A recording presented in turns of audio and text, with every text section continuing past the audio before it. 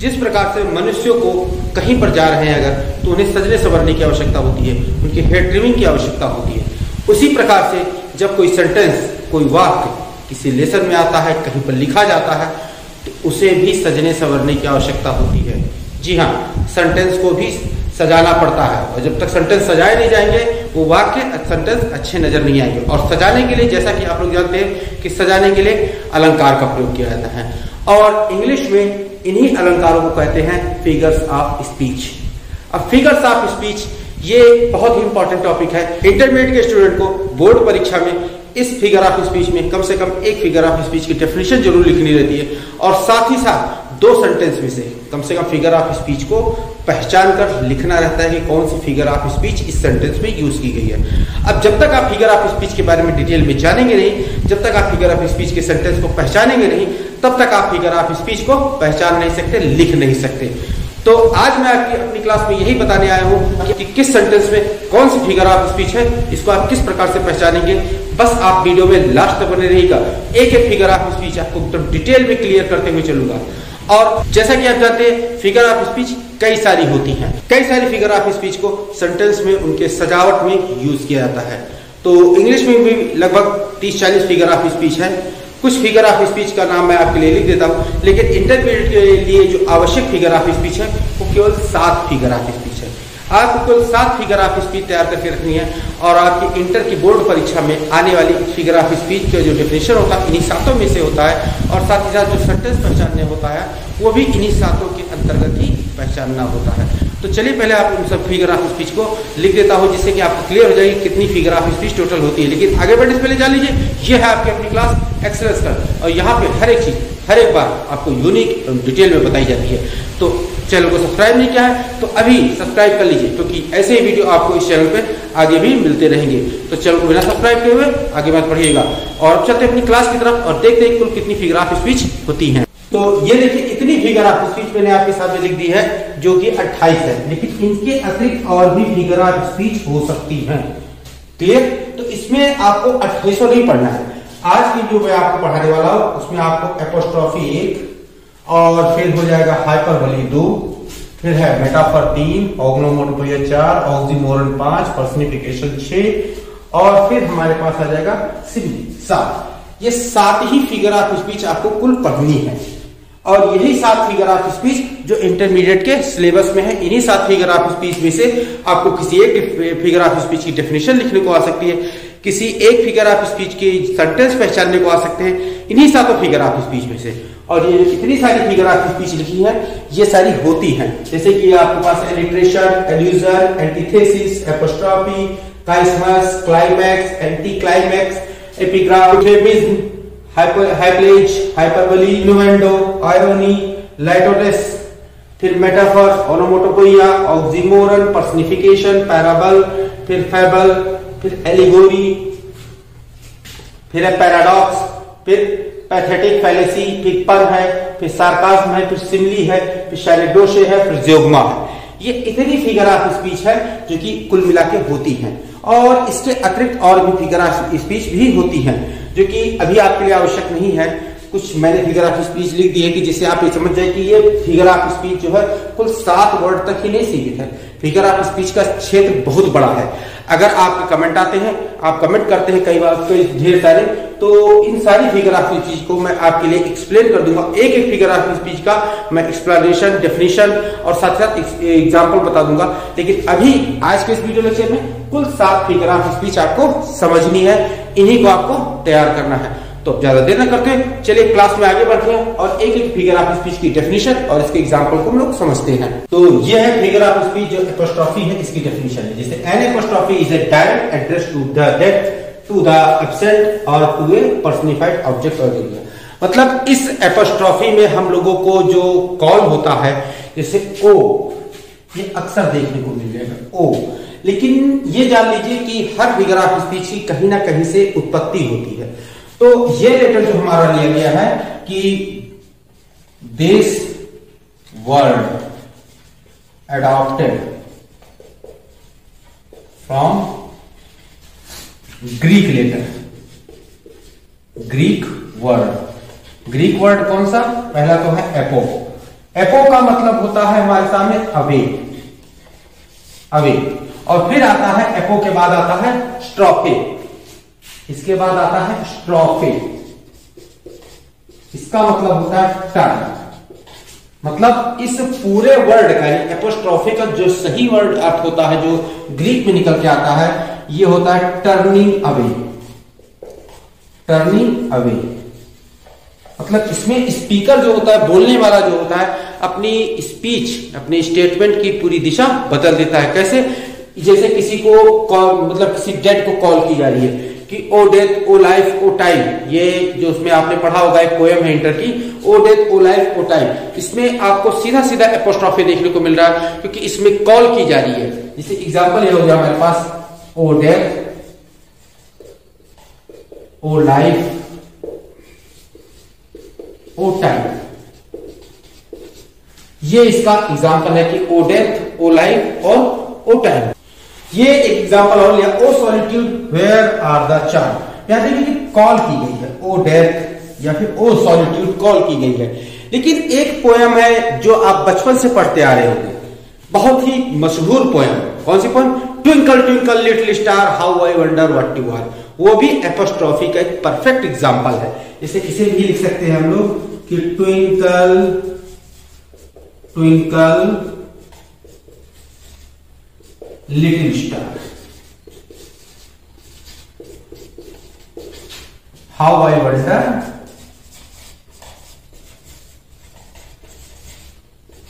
What you are. यहां पर भी देखिए ट्विंकल ट्विंकल दो बार आया, अर्थात यहां पर भी तारों को, सितारों को कॉल की गई है। अर्थात ये जान लीजिए कि एपोस्ट्रोफी ऐसा वर्ड है जिसमें किसी भी आइडिया को, किसी भी विचार को, किसी भी मरे व्यक्ति को कॉल किया जाता है। और ये वर्ड जो है हमारा, ये ग्रीक वर्ड से लिया गया है। एक आधा वर्ड है एपो, जिसका अर्थ होता है अवे, और आधा वर्ड है स्ट्रोफे, जिसका अर्थ होता है टर्निंग। यानी कि इसका मीनिंग जो निकल के आता है टर्निंग अवे, यानी जो स्पीकर होता है वो अपने बोलने का पूरा जरिया जो है वो बिल्कुल टर्न कर देता है, किसी भी निर्जीव चीज को कॉल करता है या किसी भी भावनाओं को कॉल करता है। एग्जाम्पल हमारे सामने है कि O death O life O time, या O solitude where are the charm, या twinkle twinkle little star how I wonder what you are. ऐसे कॉलिंग वाले सेंटेंस जहां पे आपको नजर आ जाए, या बिल्कुल कंफर्म मान के चलिए कि वहीं पे आपको जो फिगर ऑफ स्पीच एपोस्ट्रोफी नजर आने वाला है। क्लियर? तो चलिए इन एग्जांपल्स को नोट कर लीजिए और फिर हम आगे बढ़े और अगला देखते हैं। अब आते हैं हाइपरबोली। दूसरा जो फिगर ऑफ स्पीच हमारे सामने आती है हाइपरबोली। तो हाइपरबोली की डेफिनेशन क्या है? Hyperbole is a figure of speech in which things are represents as greater or less, better or worse than they really are. मतलब इस फिगर ऑफ स्पीच में आपको कोई भी चीज होगी वो इस प्रकार से प्रदर्शित की जाएगी कि वो जो एक्चुअल में होगी उससे या तो बहुत ज्यादा, बहुत बढ़ा चढ़ा के बता दी जाएगी, या भी बहुत कम करके बता दी जाएगी, या जो एक्चुअल में जो चीज जितनी अच्छी होगी उससे बहुत बढ़ा चढ़ा के अच्छी बताई जाएगी, या फिर उससे बहुत कम करके अच्छी बताई जाएगी। एक्चुअल चीजें आपको बताई नहीं जाएंगी इसमें। और ये फिगर ऑफ स्पीच ऐसा होता है कि ये नॉर्मल से नॉर्मल सेंटेंस में एक बढ़िया सी एक स्ट्राइक डाल देता है, एक सिंपल से सेंटेंस को एक स्ट्राइकिंग सेंटेंस बना देता है। और ये जो वर्ड है ये एक्चुअल में एडॉप्टेड है कि this word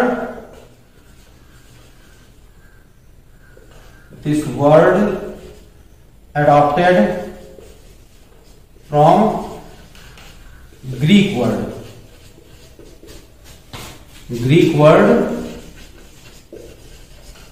which mean excess, मतलब जिसका मतलब ही अधिक होता है। ये वर्ड ग्रीक वर्ड से लिया गया है, ग्रीक लैंग्वेज से ये वर्ड हाइपरबोली लिया गया है और इसका मतलब ग्रीक में अधिक ही होता है। क्लियर? जिसे कहा गया कि 10,000 I saw at a glance,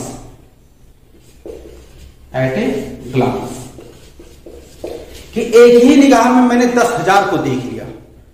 possible है कि इतना बढ़ा चढ़ा के बता दिया जाए कि एक ही निगाह में मैंने 10,000 लोगों को देख लिया? पॉसिबल नहीं है। यानी कि उसका जो देखने की क्षमता है बहुत ही एक्सेस करके बताया गया है। तो इसलिए यहां पर हाइपरबोली फिगर ऑफ स्पीच देखने में आती है। कुछ और एग्जांपल लेते हैं। तो अब आते हैं इसके एग्जाम्पल पे। एग्जाम्पल क्या है? They are swifter than eagles and stronger than a lion. इस सेंटेंस देख पढ़कर ही आपको समझ में आ रहा है कि इसमें कोई चीज बहुत ही बढ़ाकर बताई गई है। अगला sentence, he sneezed and cloud would break, मतलब वो छींका और बादल फट गए। किसी के छींकने से बादल फटते हैं? नहीं, क्योंकि तो यहां सेंटेंस में कोई भी चीज बहुत ही बढ़ाकर बताई गई है। फिर river of blood flowed in the battle, मतलब युद्ध में खून की नदियां बह गई। तो यहां भी बढ़ाकर कोई चीज बताई गई। तो इसी प्रकार से जो तो हाइपरबोली का जो मेन यूज है वो क्या है कि जो हाइपरबोली है वो किसी भी सेंटेंस में आता है तो एक स्ट्राइकिंग, उसे सिंपल सेंटेंस एकदम स्ट्राइकिंग सेंटेंस बना देता है। क्यों बना देता है? क्योंकि उसमें जो कार्य हुआ होता है वो एक्चुअल में जैसा होता है उससे या तो बहुत बढ़ा चढ़ा के बताया जाएगा, या तो बहुत घटा कर बताया जाएगा, या तो उससे बहुत अच्छा बताया जाएगा, या तो फिर बहुत कम बताया जाएगा, रियल नहीं बताया जाएगा। और ये वर्ड जो है हाइपरबोली, ये ग्रीक वर्ड से लिया गया जिसका मतलब होता है एक्सेस। क्लियर? तो चलिए इसे नोट कीजिए और फिर आगे बढ़ते हैं। अगला जो फिगर ऑफ स्पीच है उसे लेते हैं। फिगर ऑफ स्पीच हमारे सामने आती है मेटाफर। मेटाफर की डेफिनेशन है, a metaphor is a figure of speech in which one thing is compared with another but the comparison word not used. मतलब जो मेटाफर की जो फिगर ऑफ स्पीच है इसमें बताया जाता है कि एक चीज की तुलना दूसरे से की जाती है, लेकिन कंपैरिजन वर्ड जो होता है एज, लाइक या सो, जो कंपैरिजन वर्ड तीन होते हैं, एज, लाइक या सो, ये तीनों वर्ड में से कुछ भी नहीं यूज किया जाता। इस तरह से हम नॉर्मली बिल्कुल सिंपल शब्दों में कह सकते हैं कि जो मेटाफर फिगर ऑफ स्पीच में होता है कि एक चीज को दूसरे का रूप दे दिया जाता है, एक चीज को दूसरे का रूप दे दिया जाता है। जिसे कहा जाता है सरदार वल्लभ भाई Patel is Iron Man of India। Clear? तो इसमें वल्लभ भाई पटेल यानी सरदार वल्लभ भाई पटेल को आयरन मैन, लौह पुरुष के रूप दे दिया गया है। क्लियर? तो इस सेंटेंस में आपको जो फिगर ऑफ स्पीच है वो मेटाफर देखने को मिलती है। या फिर जैसे कहा गया कि फ्रेंडशिप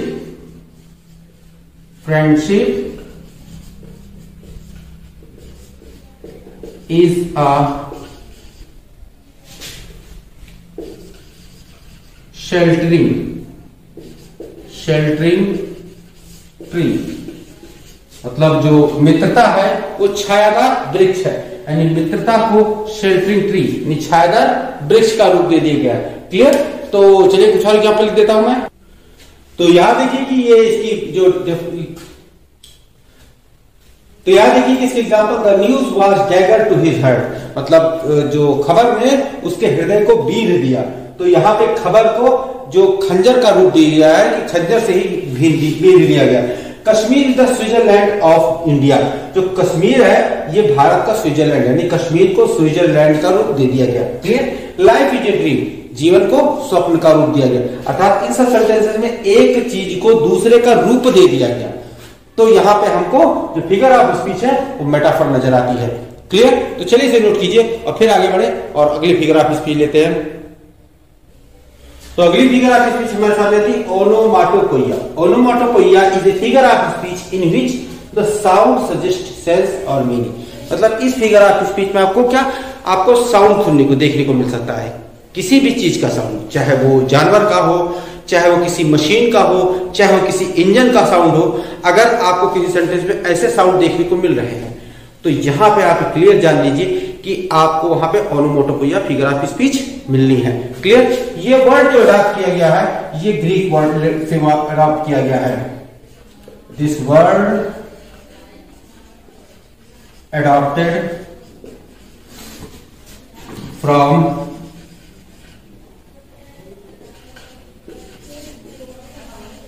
Greek word ओनोमा मतलब कि नेम और फिर टोपोइया, टोपोइया इसका मतलब मेकिंग, अर्थात नेम मेकिंग। और ये जो फिगर ऑफ स्पीच है, this figure of speech based on sound. Clear? ये साउंड पे बेस है। इसके एग्जांपल जैसे लेते हैं, क्या है हमारे सामने एग्जांपल है कि grunt grunt grunt grunt goes the horn, goes the horn. अब ये हॉग क्या है? जंगली सुअर है। तो ये ग्रंट ग्रंट जो होगा ये इसकी आवाज आ रही है कि ग्रंट ग्रंट। इसी तरह और एग्जांपल लेते हैं, तो एग्जांपल है बो wow the watch dog barks. तो इसमें डॉग की आवाज बो वाउ दी गई है। क्लियर? सोर्ड क्लैंग मतलब तलवारें खनकती हैं, गन बूम्स बंदूकें गरजती हैं। तो क्लैंग और बूम ये दोनों तलवारों और बंदूकों की आवाज है। आई हर्ड फ्लाई बज, बज जो है फ्लाई की आवाज है, जो मक्खी की आवाज है। तो ऐसे सेंटेंस जिसमें कहीं पर किसी की आवाज पता लग रही हो, किसी की जो साउंड पता लग रही हो, sound based figure of speech है और साउंड पता लग रही है, तो उस फिगर ऑफ स्पीच यानी उस लाइन में आपको ओनोमोटोपोइया मिलना है। क्लियर?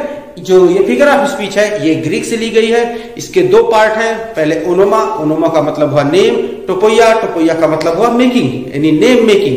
लेकिन और ये फिगर ऑफ स्पीच जो है ये है बेस्ड ऑन साउंड। क्लियर? तो चलिए इसे नोट कीजिए और फिर आगे बढ़ते हैं और अगली फिगर ऑफ स्पीच लेते हैं। अगली फिगर ऑफ स्पीच हमारे सामने आती है ऑक्सीमोरॉन। ऑक्सीमोरॉन की सबसे बड़ी बात यह होती है कि किसी भी सेंटेंस में यदि ऑक्सीमोरॉन है तो वहां पर आपको दो अपोजिट मीनिंग वाले वर्ड एक साथ रखे हुए मिल जाएंगे। मतलब इसका जो डेफिनेशन भी है कुछ इस प्रकार से, oxymoron is a figure of speech that puts two opposite elements together. मतलब दो अपोजिट एलिमेंट एक साथ रखे जाए तो वहां पे हमें ऑक्सीमोरॉन मिलता है। और ऑक्सीमोरॉन जो है वो ग्रीक लेटर है। इसका मतलब होता है पॉइंटेडली फूलिश। लीजिए Greek word which means pointedly foolish। Greek word है। अब इसमें आपको दो अपोजिट वर्ड एक साथ कैसे मिल जाएंगे? से पहला हो गया आपके सामने आ जाएगा कि this is an open secret, मतलब खुला रहस्य है। रहस्य भी है और खुला भी है, ओपन है और सीक्रेट भी है। क्लियर? तो यहां पर देखिए ओपन और सीक्रेट जस्ट अपोजिट है एक दूसरे के, लेकिन एक ही सेंटेंस पे आए हुए, अतः इसमें हमको ऑक्सीमोरॉन देखने को मिलता है। या फिर कहा गया love is a bitter sweet, love is a bitter sweet मतलब प्यार जो है कड़वी मिठाई है। अब कड़वी भी है और मिठाई भी है, दो अपोजिट वर्ड आपको एक साथ देखने को मिल रहा है कि तो यहां पे इस प्रकार से कि अगर किसी भी सेंटेंस में दो अपोजिट वर्ड एक साथ देखने को मिल जाए तो वहां पे ऑक्सीमोरॉन होता है। एग्जांपल और लिख देता हूं मैं आपके लिए। तो ये कुछ एग्जांपल है आपके सामने कि जैसे he is the wisest fool, wisest fool मतलब बुद्धिमान मूर्ख है। तो बुद्धिमान भी है और मूर्ख भी है, अपोजिट वर्ड। फिर he is an innocent criminal, वो एक निर्दोष अपराधी है, यानी निर्दोष भी है और अपराधी भी है। ही इज रेगुलरली इरेगुलर, वो नियमित रूप से अनियमित है। ये दोनों को सुनने में ये लग रहा है कि ये दोनों अपोजिट वर्ड है। तो इस प्रकार से हम कह सकते हैं कि किसी भी सेंटेंस में दो अपोजिट वर्ड अगर एक साथ दिखने लगे तो समझ लो वहां पर हमें जो फिगर ऑफ स्पीच मिलेगी वो ऑक्सीमोरॉन मिलेगी। क्लियर? तो चलिए इसे नोट कीजिए। अगली फिगर ऑफ स्पीच जो कि है हमारी पर्सनिफिकेशन। पर्सनिफिकेशन मतलब हुआ मानवीकरण। इसमें हम लोगों को कोई निर्जीव चीज है या कोई भावना है, कोई फीलिंग्स है, तो उसको हम लोग सजीव का रूप दे देते हैं। सेंटेंस में ऐसा एक्ट उसका दिखाते हैं कि जैसे लगता है कोई सजीव कार्य कर रहा हो। जैसे कहा गया love is blind, love is blind प्यार अंधा होता है। तो प्यार एक फीलिंग तो है और अंधा कौन होता है? अंधा वही होता है जिसकी आंखें होती हैं। तो प्यार को एक सजीव का रूप दिया गया, लव इज ब्लाइंड मतलब सजीव, एक सजीव का रूप दिया गया। और जिस भी फीलिंग को, जहां पर भी फीलिंग्स को या फिर किसी डेड चीज को अगर सजीव का रूप दिया जाए तो वहां पे हम लोगों को पर्सनिफिकेशन फिगर ऑफ स्पीच मिलती है। क्लियर? डेफिनेशन क्या है? In this figure of speech inanimate objects or abstract ideas or qualities are spoken if they are person or human being। मतलब इसमें बताया गया है कि इसमें क्वालिटीज या जो फीलिंग्स होती है इनको हम लोग बोलकर ह्यूमन बीइंग की तरह बिहेव कर रहा, एक्ट करता हुआ दिखाते हैं। और दूसरी बात ये जान लीजिए कि ये फिगर ऑफ स्पीच जो होती है पूरी तरह से इमेजिनेशन पे डिपेंड होती है, पूरी तरह से कल्पना पे आधारित होती है। इस फिगर ऑफ स्पीच में आपको सेंटेंस जो मिलेंगे वो कल्पना वाले सेंटेंस मिलेंगे, इमेजिनेशन वाले सेंटेंस मिलेंगे। जैसे कहा गया कि death lays her icy hand upon the king. अब यहां देखिए कि मौत ने अपने ठंडे हाथ राजाओं के ऊपर रखे, तो ये एक तरह से कल्पना तो हुई, इमेजिनेशन तो हुई। तो यहाँ पे आपको देखिए और हैंड जीवित चीजों के होते हैं और डेथ एक फीलिंग है, तो यहाँ पे आपको जो डेथ का एक जीवित तरीके से कार्य दिखाया गया, तो इस सेंटेंस में आपको पर्सनिफिकेशन देखने को मिलता है। क्लियर? इसके साथ एक और चीज इसके लिए लिख देता हूं मैं कि this figure of speech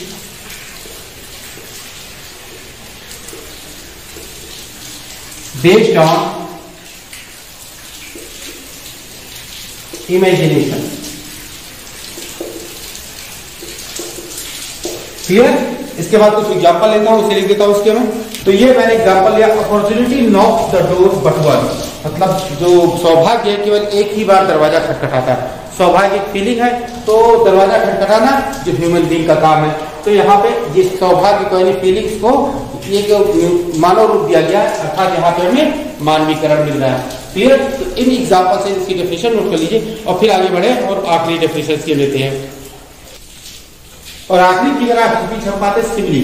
simile जो है हम लोगों की कंपैरिजन वर्ड है, इसमें जो सिमिलरिटी दिखाई जाती है, और ये जो फिगर ऑफ स्पीच उस सेंटेंस में यूज होती है जहां पे दो चीजों की तुलना की जा रही है और दोनों की कम से कम एक पॉइंट कम हो, तो वहां पे हम लोगों को जो सिमिली फिगर ऑफ स्पीच देखने को मिलती है। जैसे एग्जांपल मिलेगा, सिमिली ये comparison between two different kind of object which have at least one point is common, जिन दोनों के बीच में कम से कम एक पॉइंट कॉमन हो। और इस सिमिली फिगर ऑफ स्पीच के सेंटेंस में आपको एज, लाइक, सो या सो एज ये वर्ड देखने को मिल जाए, और जिस सेंटेंस में ये वर्ड आपको देखने को मिल जाए, क्लियर जान लीजिए कि यहाँ पे इसे हम सिमिली के रूप में जानेंगे। क्लियर?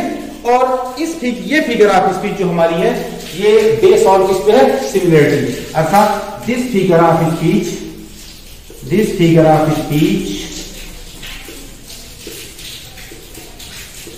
Based on similarity.